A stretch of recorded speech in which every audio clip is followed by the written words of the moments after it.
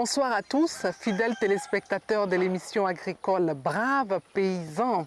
Nous sommes à Yamoussoukro dans le cadre des préparatifs de la 10e édition des Journées nationales pour la valorisation de l'agriculture qui se dérouleront du 24 au 28 novembre 2021 dans cette belle capitale politique de la Côte d'Ivoire. Mais avant, nous avons visité la ferme-école de l'ESA. On y va avec le reportage. En prélude à l'organisation de la 10e édition des Journées nationales pour la valorisation de l'agriculture des ressources animales et halieutiques JNVA, la présidente de l'Agence pour la valorisation de l'agriculture, Mme Jennifer Serres, accompagnée de son équipe de coordination, a effectué une visite d'information et de mobilisation des autorités de la région du Bélier pour l'organisation de cette décennie de célébration des acteurs du monde agricole. Au pas de course, elle a présenté ses civilités au gouverneur Kwame Brou, préfet de région, puis une brève entrevue avec le maire de Yamoussoukro, au vice-gouverneur du district de Yamoussoukro, M. Koné, ainsi qu'aux différents directeurs régionaux et chefs de service des structures étatiques délocalisées dans la capitale politique du pays. L'agence de la valorisation de l'agriculture est une agence que nous avons vu faire ses premiers pas.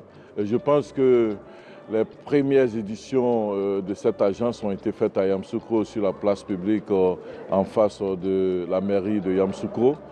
Et c'était tout à notre honneur, habitants de Yamoussoukro, parce que c'était un peu comme la Coupe du Progrès à l'époque où le président Félix Houphouët-Boigny essayait de faire en sorte que nos paysans soient valorisés. Et donc, c'est d'autant plus important que nous devons pouvoir mobiliser tous les acteurs du secteur agricole.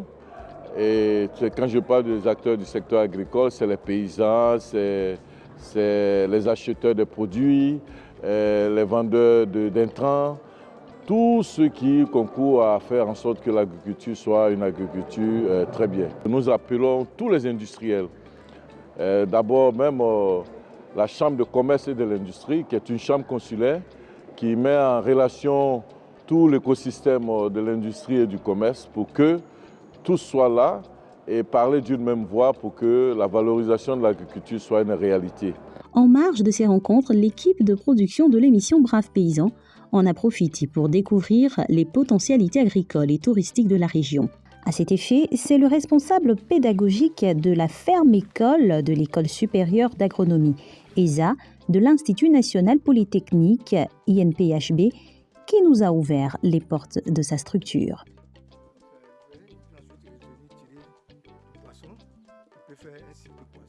Je suis Yeboué Kofi François de Paul. Je suis ingénieur agronome, enseignant-chercheur au département agriculture et ressources animales. Et je suis le responsable de la ferme-école de l'Institut national polytechnique Félix Houphouët-Boigny de Yamoussoukro. C'est une ferme qui reçoit nos étudiants en formation, en situation d'apprentissage, des savoir-faire relativement à leur métier d'agronome. C'est une ferme école qui est bâtie sur environ 70 hectares, dont 6 hectares de plateforme abritant les bâtiments d'exploitation, les bâtiments d'habitation et les bureaux. Le système de production de cette ferme-là est beaucoup plus basé sur la production animale. De ce fait-là, donc, nous avons ici plusieurs ateliers d'élevage, à savoir l'élevage bovin, constitué d'un cheptel d'environ une cinquantaine de vaches sutées. Nous avons un cheptel ovin, constitué d'une soixantaine de brebis sutées. Nous avons l'élevage de porcs. Nous avons aussi des élevages de volailles, notamment de poulets de chair et de poules pondeuses. À cela s'ajoutent des petits élevages, tels que les élevages de cailles, les élevages de lapins. Et nous avons un atelier de pisciculture. Tous ces ateliers-là contribuent fortement à la formation de nos étudiants. Au-delà de nos étudiants que nous recevons ici régulièrement pour leur formation, nous accueillons aussi des étudiants des autres écoles d'agriculture de la Côte d'Ivoire. C'est ainsi que présentement nous avons dans la maison des étudiants issus des écoles d'agriculture du Sud, appelé ERA-S, des étudiants de l'école d'agriculture de l'ERA-S à Bengourou. Et nous avons aussi d'autres étudiants, nous venant de l'ISPEC de Thiébissou. Tous ces étudiants viennent ici pour se mettre en situation notamment d'apprentissage à la fin de leur cursus de formation. Cette incursion dans cette prestigieuse ferme de l'ESA a permis de mieux comprendre l'élevage de cailles. Ici, c'est l'atelier des cailles. Si nous faisons la production, on a deux types de production ici. On a les reproducteurs et on a les cailles chères.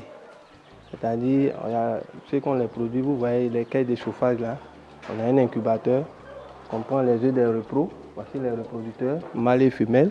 On fait un mâle pour 3 femelles. Et maintenant, quand on recueille les œufs, on met ça à la machine. 16 jours, les cailloux commencent à sortir. 3 jours après, on les envoie dans les cailles de chauffage. Mais avant de les envoyer dans les cailles de chauffage, nous faisons la mise en place d'abord, faire la préparation du terrain. C'est-à-dire, vous voyez les cailles de moto là, c'est de façon traditionnelle. Voilà, pour faire le chauffage, c'est pas facile. Donc, on a trouvé l'idée de prendre des cailles de moto et faire le chauffage. On fait l'installation des ampoules là, des ampoules de 100 watts. Et on essaie de mettre à l'intérieur des caisses là et on les met. Une caisse peut prendre au moins 200 cailloux. Quand elles font 2 semaines de chauffage, on les transfère dans les cages d'engraissement.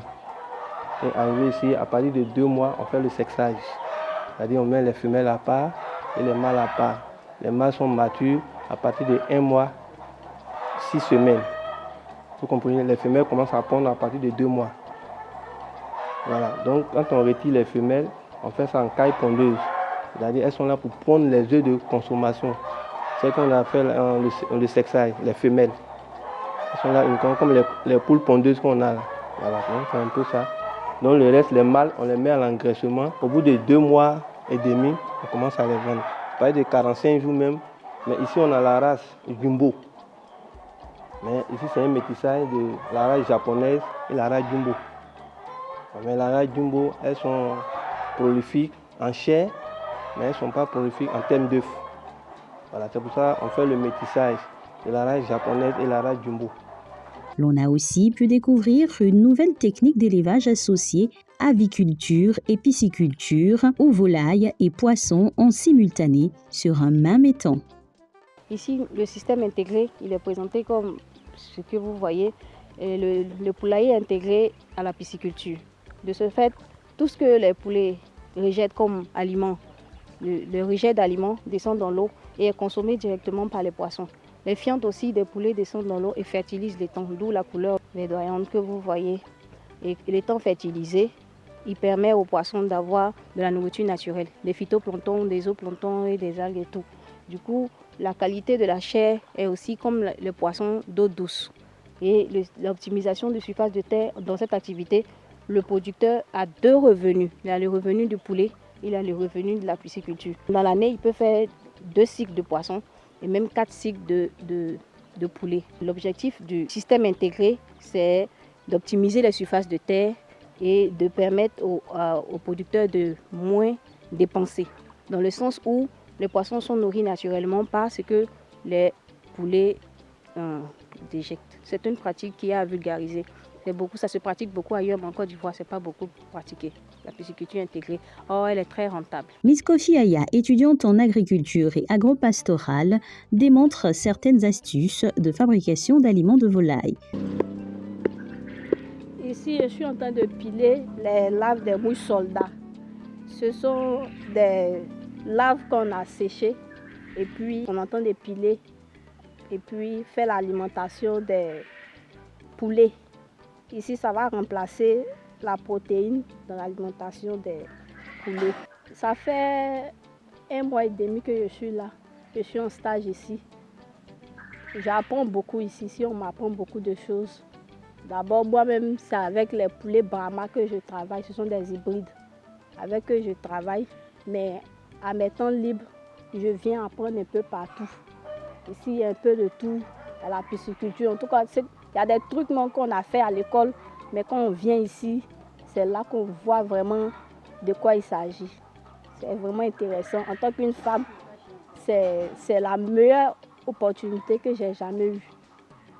Et puis j'invite toutes mes camarades aussi à faire comme moi. Parce que l'agronomie, il n'y a rien de mieux que ça. C'est la brave Miss Guédé Eva, entretenant les porcs, qui nous gratifie de sa passion et son savoir-faire pour l'élevage de porcs. Je suis stagiaire ici à IMP. Je viens précisément de l'école d'élevage de Bingerville. Donc j'ai été affectée dans cet atelier. Mes travaux consistent c'est-à-dire à faire l'entretien, c'est-à-dire l'entretien des différents loges, la distribution d'eau et d'aliments. Et aussi apporter les différents soins aux différents porcs que vous voyez ici. Au niveau de la structure de ma cheptaine, je me retrouve avec 49. J'ai actuellement 9 truies, 6 qui sont à la maternité. Maintenant, il y a 3 qui sont en gestation. Maintenant, elle, on a fait la saillie récemment. C'est-à-dire ça date depuis 2 à 3 semaines. On l'a saillie. Donc actuellement, elle est en observation pour voir si effectivement la saillie a marché. Maintenant, bon, il y a aussi des mâles, c'est-à-dire actuellement je me retrouve avec un mâle reproducteur, donc c'est lui qui saillit presque toutes les femelles qui sont là. Maintenant, en dehors du mâle reproducteur qui est là-bas, il y a aussi un autre mâle, mais qui n'est pas le reproducteur. Pourquoi? Parce qu'il ne répond pas aux normes de reproducteur. Pourquoi? Parce qu'il y a un lien de parenté avec la majorité des femelles qui se retrouvent ici. Donc c'est la raison pour laquelle on ne veut pas qu'il monte les femelles, pour éviter la consanguinité. Donc voilà, c'est un peu ça. Et il y a des porcelets qu'on a sévrés récemment, c'est-à-dire celle qu'elle a, c'est porcelets. Elle, c'est la meilleure mère. Elle avait fait 11, mais il reste pratiquement 10. Le métier du porc, le porc même en général, c'est vrai, dans un premier temps, ça demande assez de moyens, mais qui est beaucoup rentable. Voilà. Comme moi, par exemple, je l'ai choisi parce que c'est une passion. J'ai la passion des animaux de grande taille. Donc, c'est une passion personnelle. C'est la raison pour laquelle je me retrouve ici. Parce que quand je suis avec eux, je me sens un peu forte. Voilà, donc c'est en quelque sorte ça. Bon, les jeunes filles, ce que je peux dire à mes camarades jeunes filles qui sont actuellement au chômage ou bien bon, qui n'ont pas encore d'activité fixe, ce que je leur demande de rentrer beaucoup dans l'élevage parce que l'élevage, comme on le dit toujours, le succès de ce pays se repose sur l'agriculture. Et quand on parle d'agriculture, non seulement il y a l'agronomie et puis il y a l'élevage aussi. Voilà, donc c'est ce que je peux donner comme message. Voilà. La culture du champignon n'a pas échappé à notre caméra. Les champignons, ce sont des produits qui sont consommés par nos populations. Hein. Mais, sauf que ce sont des produits qui apparaissent de façon saisonnière. Voilà. On ne les a pas sur tout le long de l'année. Et pourtant, la consommation est étalée sur l'année. Les besoins de consommation sont étalés sur l'année. Alors, qu'est-ce qu'il faut faire? Donc, c'est par rapport à ça que nous avons décidé quand même de produire un type de champignon qu'on va mettre à la disposition des consommateurs sur tout le long de l'année. Et donc, dans le cas d'espèce, ce sont des champignons pleurotes que nous essayons de produire ici. Le système de production, il est tout simple. On part d'un substrat composé de sciure de bois qu'on va récolter, qu'on va ramasser dans les scieries et quand on va venir pour composter. Le substrat, ce n'est pas uniquement que la sciure du bois. On peut prendre la paille de riz. Lorsqu'on a fini de récolter le riz, on peut utiliser la paille comme substrat pour fabriquer les champignons. Dans le cas d'espèce ici, c'est avec la sciure de bois que nous avons fait notre essai. Et donc on prend la sciure de bois qu'on vient, auquel on va ajouter du son de riz, un peu de son de riz dans une proportion. On va ajouter de la chaux agricole, aussi dans une proportion. Et le tout, on va recouvrir pour laisser la décomposition se faire. Donc le compostage se fait. Donc au bout d'un certain temps, le substrat va se décomposer. Donc quand on va regarder et que ça prend la couleur noire, c'est que c'est véritablement bien décomposé. Et donc c'est prêt à être utilisé pour la production de champignons. Donc ce substrat-là, on va l'utiliser pour faire des sachets, remplir des sachets de production. Et donc, on va remplir les sachets de ce substrat. Quand on a fini de remplir les sachets, on va stériliser les sachets. Alors la stérilisation, ça dépend des moyens dont dispose le producteur en question. Ça peut être de façon moderne comme de façon traditionnelle. Chez nous ici, la stérilisation va se faire de façon traditionnelle à travers des fûts qu'on va utiliser, les fûts de 200 litres qu'on va utiliser. On va mettre un dispositif là-dedans, on va mettre de l'eau, on va faire un fût de bois et on va mettre les sachets. Et pendant 4 heures, 5 heures, on va chauffer les sachets et donc à l'effet de tuer toutes les bactéries qui sont dans le substrat qu'on a recueilli à la scierie, etc. Et donc après cette partie, comment on appelle, cette stérilisation, nous allons procéder à l'ensemencement des sachets. Alors on va chercher le mycélium qu'on va acheter quelque part, parce que nous on ne produit pas ce mycélium-là, cette semence-là on ne le produit pas, et donc on va l'acquérir quelque part. Au demeurant, nous avons demandé qu'on nous installe un laboratoire de production de mycélium à l'institut ici. Nous sommes en discussion avec des structures, des firmes, pour nous aider à installer un laboratoire pour la production du mycélium. Donc c'est mycélium-là qu'on va utiliser pour ensemencer les sachets qu'on a préalablement stérilisés. Une fois qu'on a ensemencé les sachets, on va les envoyer dans une salle qu'on appelle une salle d'incubation. Là-bas où on a mis la bâche noire là, c'est une salle d'incubation. On va exposer les sachets là-bas pendant 45 jours. Pendant 45 jours, les sachets seront colonisés par... Vous voyez tout ce qui est blanc là. C'est ça qui est le mycélium qui va coloniser tous les sachets. Et donc quand ça finit, on a fini de coloniser tous les sachets pendant 45 jours, on va les sortir là-bas pour envoyer dans une salle qu'on appelle dans une salle de fructification.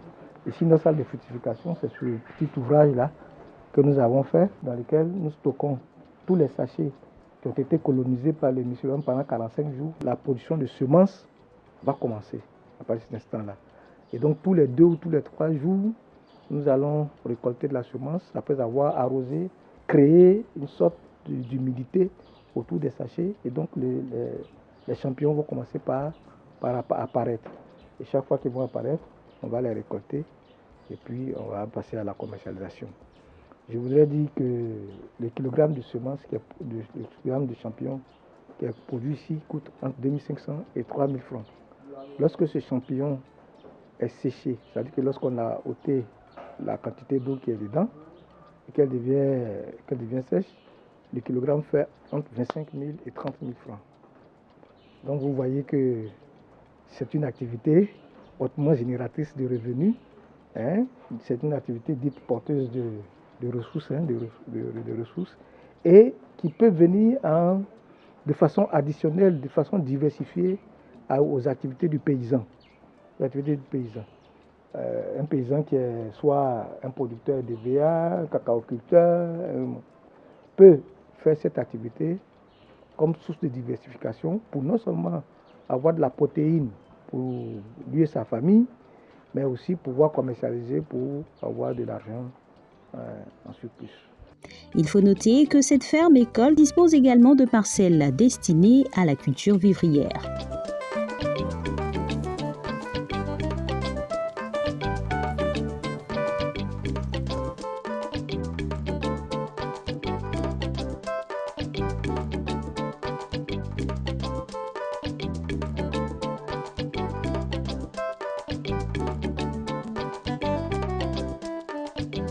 Pour le premier responsable, des personnes désireuses de se faire former au métier de l'agriculture sont les bienvenues.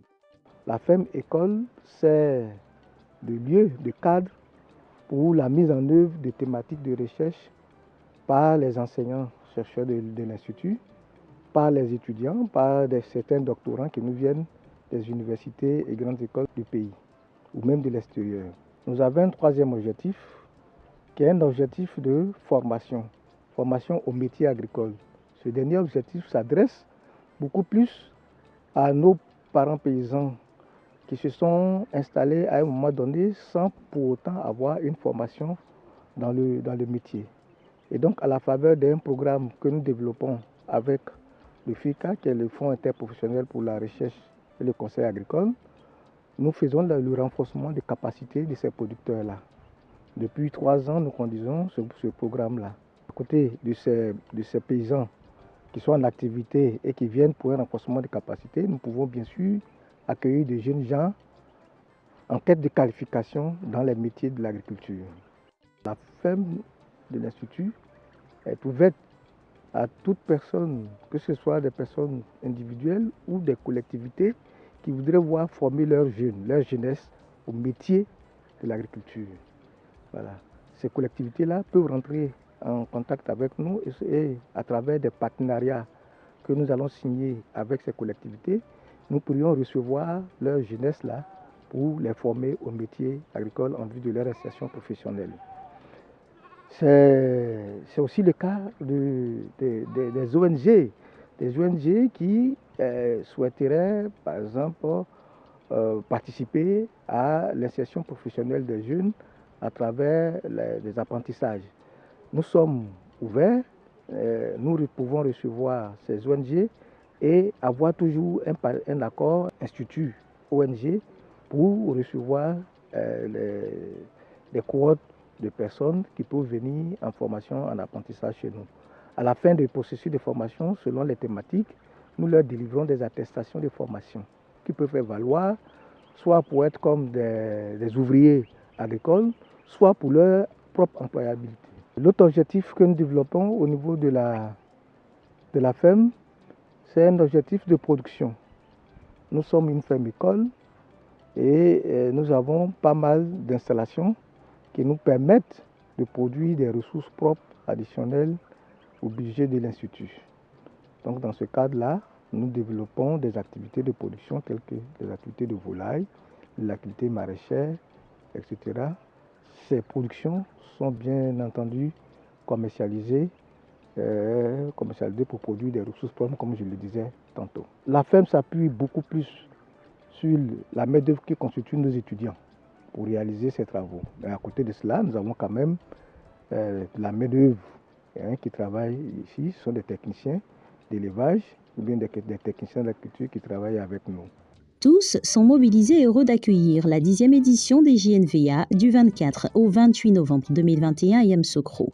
Je crois que l'agriculture reste toujours la mamelle qui nourrit la Côte d'Ivoire. Et donc, dans ce sens-là, faire toujours la promotion des activités agricoles est toujours la bienvenue.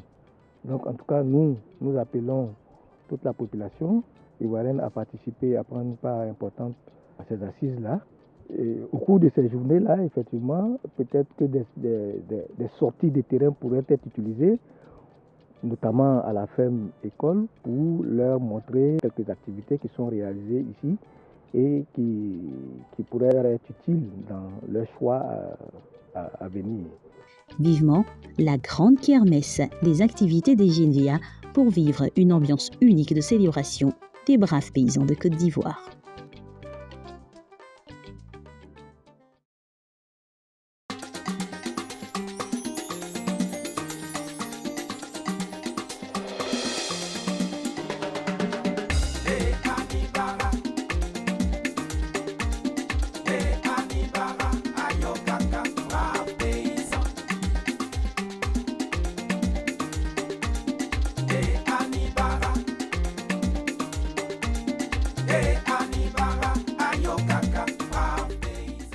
Nous sommes très ravis de constater que la jeunesse africaine s'intéresse davantage au secteur agricole et nous les encourageons à persévérer dans l'effort et surtout à se faire former et à suivre le modèle de toutes ces personnes qui sont des exemples que nous présentons tous les dimanches en 15 dans le magazine agricole Braves Paysans.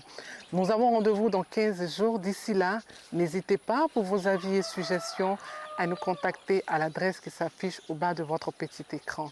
Que Dieu protège notre sublime Côte d'Ivoire. Bye bye.